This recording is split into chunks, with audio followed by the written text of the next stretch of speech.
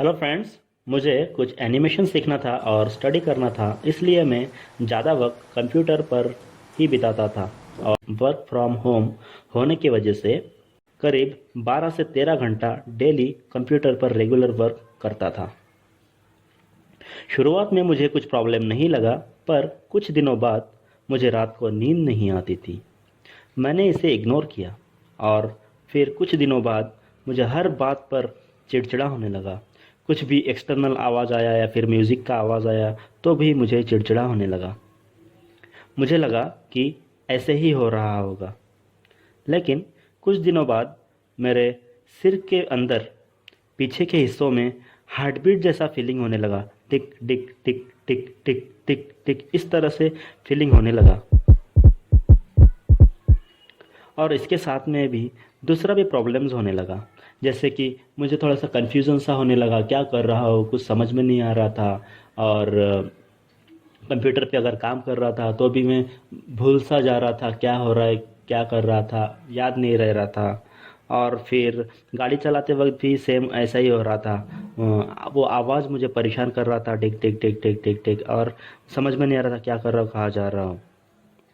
फिर मैं घबरा के एक डॉक्टर के पास गया और उससे जाके बताया कि मुझे ऐसा लग रहा है। तो डॉक्टर ने बीपी चेक किया और बोला कि आपका बीपी बढ़ गया है, इसके लिए ऐसा हो रहा होगा। उन्होंने बीपी का टैबलेट दिया और नींद की भी गोली दी, पर इससे भी कोई फ़र्क नहीं पड़ा। नींद की गोली की वजह से नींद तो आ जाती थी, पर सर के अंदर वैसा ही चल रहा था।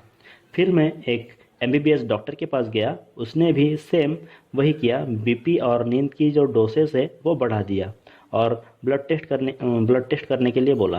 तो मैंने ब्लड टेस्ट भी कर लिया। ब्लड टेस्ट रिपोर्ट भी नॉर्मल था। वो नींद की गोली और बीपी की गोली लेने से भी कुछ फ़र्क नहीं पड़ा।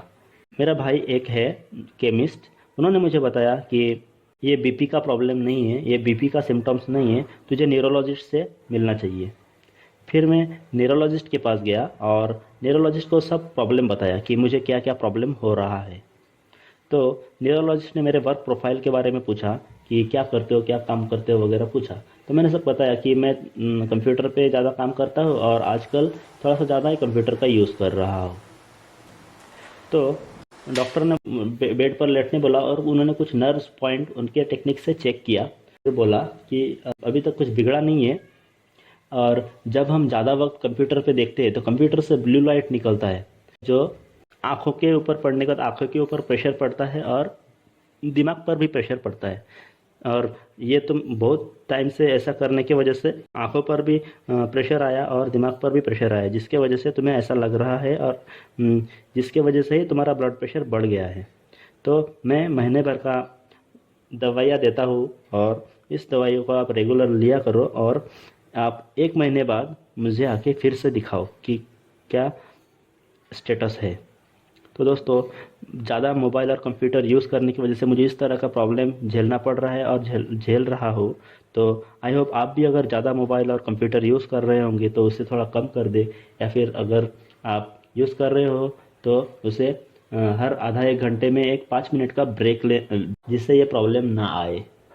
और दुआ करो मैं जल्दी ठीक हो जाऊँ, और तब तक के लिए बाय। मैं एक महीने बाद फिर दोबारा आपसे मिलूँगा। Thank you.